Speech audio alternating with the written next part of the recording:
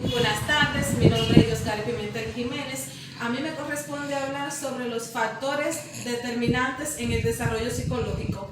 Existen tres grandes factores que determinan el desarrollo psicológico y patológico del infante. Estos son los factores biológicos, contextuales y devenir experiencial. Las personas darán sentido unitario a estos tres factores y serán lo que mediaticen la interrelación entre ellos. Los factores biológicos se encuentran en áreas como la genética y el sistema nervioso, sistema psicomotor y el sistema de desarrollo cognitivo. La genética, esta se expresa de forma de patrones del desarrollo semicodificados, predisposiciones y potencialidades, condicionados todos ellos por la cronodependencia que se constituye y configuran la evolución de los posibles patrones psicopatológicos. La unión de un óvulo y de un espermatozoide se condensan en informaciones genéticas y que nace el embrión de una configuración única. También nace con una configuración única. Según Francis J. Rubia, dice que no nacemos con una percepción del yo, que unifica nuestra vida mental y que tenga una entidad diferente a los diferentes del mundo externo, o sea, de los otros. Yo, esta es la persona que nos rodea. El cerebro de un niño existe condiciones entre la corteza visual y cognitiva que se retiene en el tálamo. Esta hace que puedan ver sonidos y como pueden oír los colores, o sea, inverso. La corteza parental comienza a funcionar casi a los 9 meses, no toreando a los niños las conexiones básicas de los pasos. La conexión y exploración del entorno que se nutre de la sensación de los motivos y de los movimientos reflejos que dan paso al movimiento voluntario. Hasta los 9 meses no entran en funcionamiento los lóbulos frontales. Al cabo de un año da comienzo a la actividad del sistema límbico y a los 18 meses en el área del lenguaje primario para su comprensión. Así hacia los 29 meses, la melanización de los lóbulos prefrontales en interacción con las áreas del lenguaje dan soporte al inicio de la toma de conciencia de sí mismo. El sistema nervioso. Este comienza a formarse desde el embrión y sus estructuras neurotransmisores neuroanatómicas evolucionan tras el nacimiento a ritmos diferentes. Los diferentes ritmos del desarrollo están condicionados por las diferentes funciones necesarias en el crecimiento del bebé. No obstante, aunque los diferentes ritmos de maduración estén predeterminados de factores genéticos, la interacción con el INTEX que juegan un papel indiscutible, con importancia en el desarrollo psíquico. No podemos entender el desarrollo psicológico de un niño si nos quedamos solo en los factores psicológicos, si no se incluyen los factores contextuales y la necesaria relación entre ambos. La maduración biológica nace en el cerebro y de la interacción entre al menos dos que nace, o sea, la interacción del cerebro y la mente. Ahí nace entonces lo que es lo psicológico. En la evolución de diferentes estructuras y su relación con el entorno, o sea, el bebé va desarrollando un conocimiento cada vez más elevado, más que se va elaborando cada día más. Hacia los 18 meses cobran vital importancia la maduración de las áreas del lenguaje para el conocimiento de sí mismo, al poder entender el lenguaje de los otros y posteriormente emitir el yo. La dejo con mi compañera Norma, que le continuará hablando sobre el tema. Muy buenos días, nosotros somos integrantes del grupo número 2 Norma Marte. Jenny Marte, y le daremos continuación a lo que nuestra compañera Yoscari estuvo hablando, pero antes de dar continuación a nuestro tema, yo tengo una frase de reflexión que dice: las personas más felices no tienen las mejores cosas, simplemente aprecian lo que tienen. Le daremos continuación a lo que es los tejidos psíquicos infanto-juvenil, parte 1 y parte 2. Lo dejo con mi compañera Norma, que le daré continuación a este tema. Yo continuaré hablando sobre lo que mi compañera Yoscari le estaba hablando. Continúo que hasta aproximadamente los 3 años de edad no tenemos recuerdos de nosotros mismos, pero es cuando, después de esa edad, es cuando el hipocampo explosiona, que es el encargado de albergar las informaciones en nuestra memoria episódica o fotobiográfica. Hasta este momento, sin embargo, no hemos vivido en caos de informaciones. La información que aportan estas primeras experiencias tiene que ver con el instinto de exploración del bebé, o sea, con la primera figura que es la madre, que lo va como adiestrando al entorno de vida. La amígdala es como el centro estratégico de nuestra memoria concernientes a la experiencia. Es como el continuo contexto de la corteza, que desde esta se toman decisiones. El yo da sentido a los impulsos o de nuestras necesidades básicas o a nuestro comportamiento. Nos aporta las sensaciones de que todo está bajo nuestro control. A lo que percibe de ella, ya sea dentro o fuera de sí mismo, mientras que tenga sentido, o sea, sentido lógico.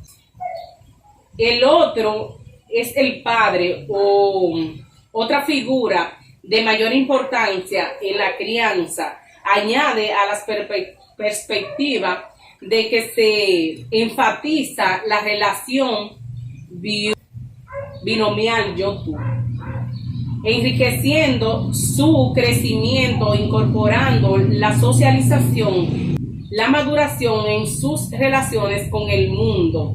Integrar al otro enriquece las perspectivas del yo que tiene sobre sí mismo.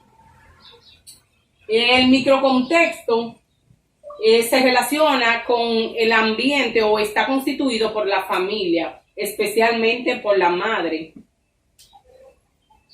El mesocontexto es el segundo ámbito en el devenir de experiencia del infante. Las experiencias tienen lugar en el ámbito como la escuela, en los parques, en lo deportivo y en las calles.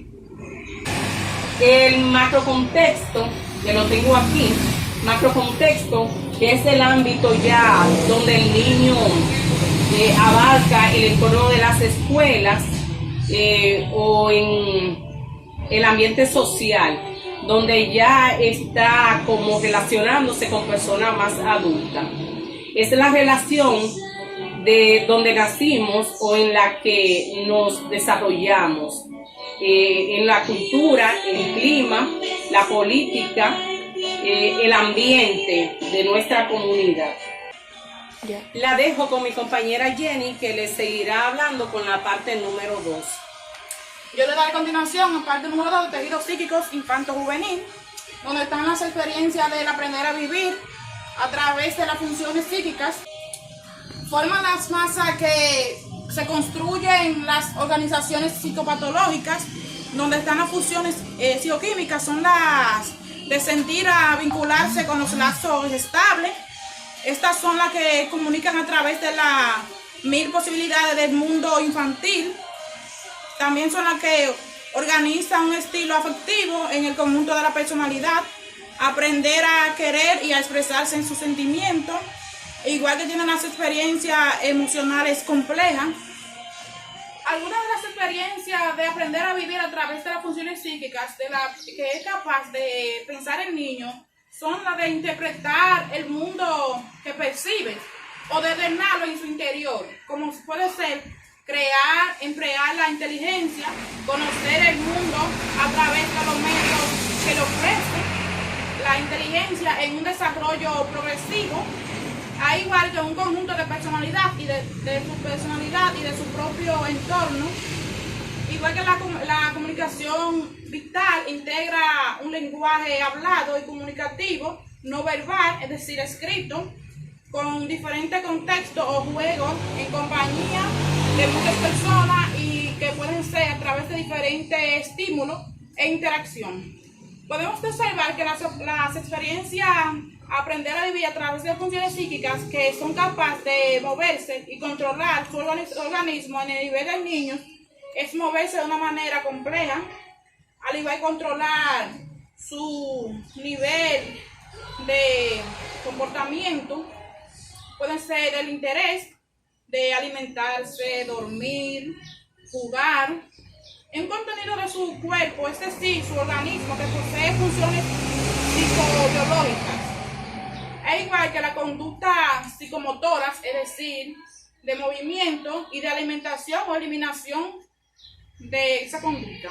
Algunas que sucede cuando el niño presenta dificultades para expresar vulnerablemente lo que ocurre, todo lo adquieren en una mayor complejidad.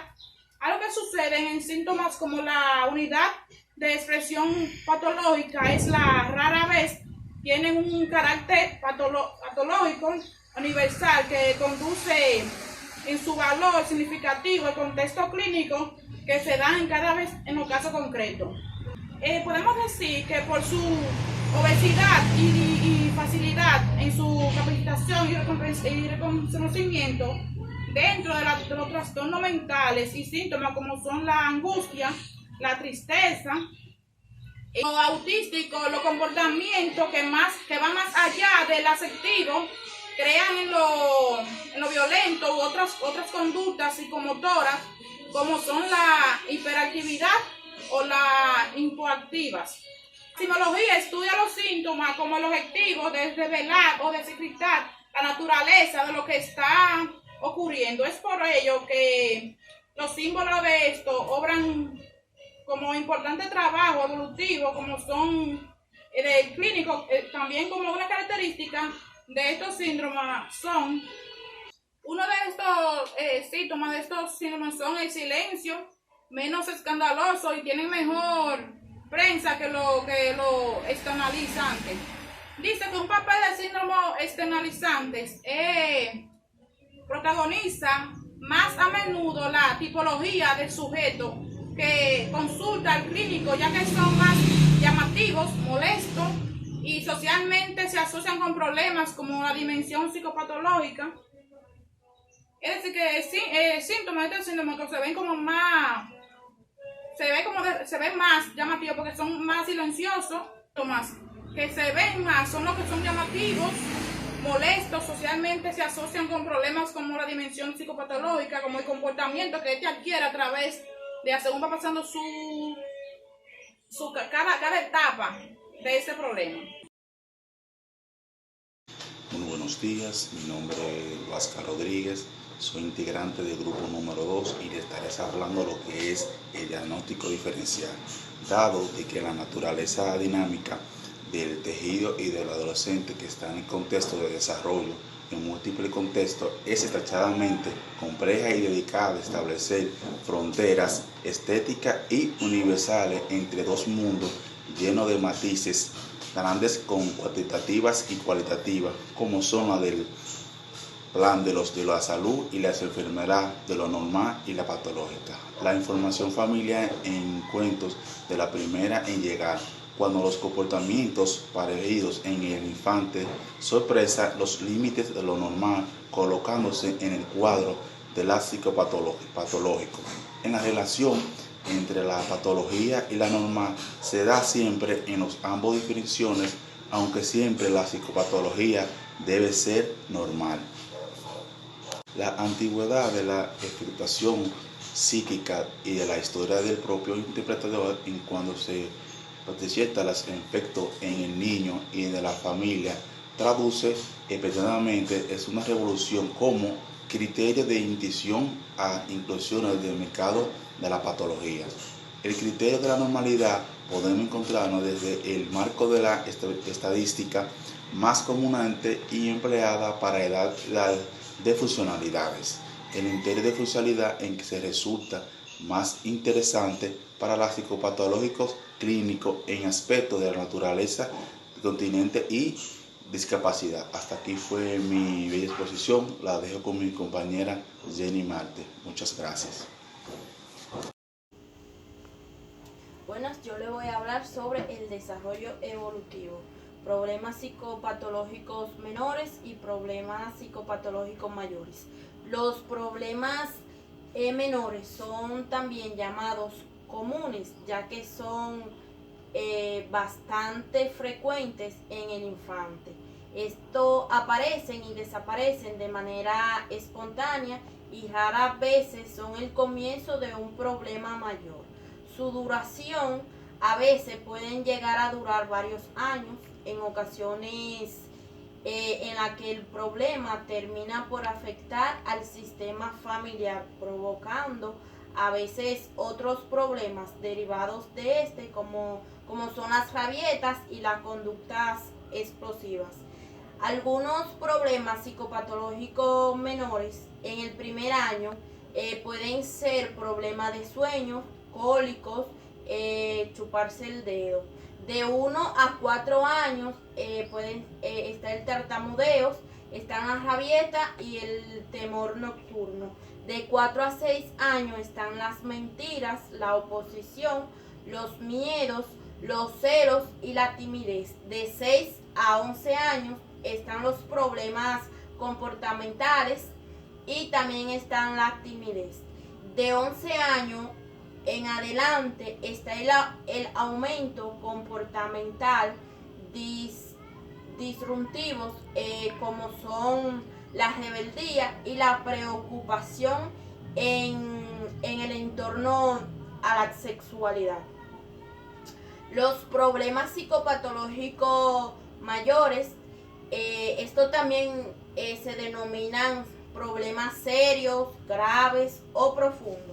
Estos requieren de ayuda especializadas, también son fácilmente observables por la dimensión cuantitativa con la que expresan los síntomas.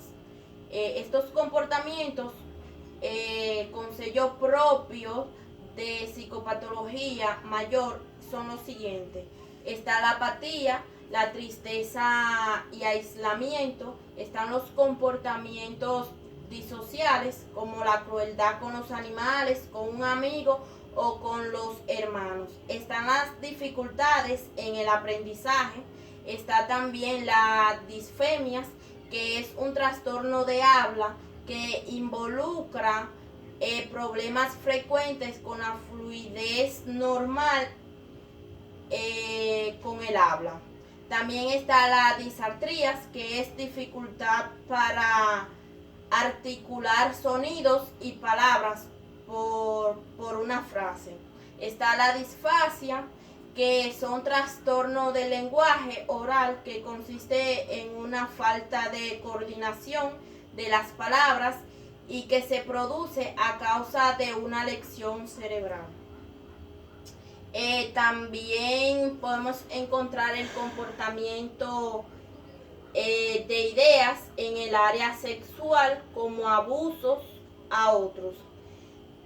Algunos problemas psicopatológicos mayores están de 0 a 2 años. Se puede encontrar el autismo y los trastornos digestivos. De 2 a 5 años está el miedo, trastorno del lenguaje, angustia por separación. De 6 a 11 años está el trastorno específico del lenguaje. De 11 a 15 años están las depresiones, los trastornos de la sexualidad. Hasta aquí mi parte y lo dejo con mi compañera. Siguiendo a mi compañera, a diferencia de lo que ocurre en el adulto, el tejido psíquico infantil es más frágil y vulnerable a los cambios, formado por una estructura que se organiza y desorganiza con mayor facilidad. También es más dependiente e impermeable a las experiencias, de la que en constante interacción con los diferentes contextos y en diferentes momentos de su desarrollo irá aprendiendo. Cuando hablamos de las causas generales de psicopatología infantojuvenil, nos referimos a lo que generalmente afecta al tejido psíquico infantojuvenil, dada su naturaleza universal. Las causas específicas vienen luego, dependiendo de a quién, del cómo, del cuándo, del dónde, de cada factor e individualizando la forma. El pronóstico y la repercusión de los factores causales provocan en cada caso. Entre las causas generales de la psicopatología infantojuvenil son grandes guías etiológicas que se derivan en tres causas o en tres criterios. Entre ellos está con arreglo de la cualidad y naturaleza de las causas, que está la genética y adquirida. Con arreglo de un criterio temporal, ahí está la prenatal, la prinatal y la postnatal. Y con arreglo de la forma de la asociación de los elementos causales que intervienen. También en las dimensiones etiológicas de los trastornos mentales infantojuvenil están las causas con predominancia biológica, que es la genética y el sistema nervioso central. También está la causa que predominan en experiencial, que está individual y contextual, y los factores causales de la naturaleza mixta, que es el individuo y ambiente. La inmadurez cerebrales es un factor causal de problemática psicopatológica que se expresa a través de dificultades de aprendizaje, trastorno del lenguaje y en el área de la psicomotricidad. En conductas emocionales, cognitivas y de adaptación. También en enedesis, en copesis, sueño y etcétera. Pero al mismo tiempo, las dificultades que está la inmadurez cerebral provoca en el aprendizaje. Hace que el cerebro caiga en carencias de aprendizaje necesarias para su correcta maduración cerebral. Gracias, hasta aquí mi parte. Muy buenas tardes, bienvenidos a este espacio, mis queridos televidentes. En el día de hoy, mis compañeros trataron un tema súper importante en lo que es la psicología o la psicopatología, lo que son los tejidos psíquicos.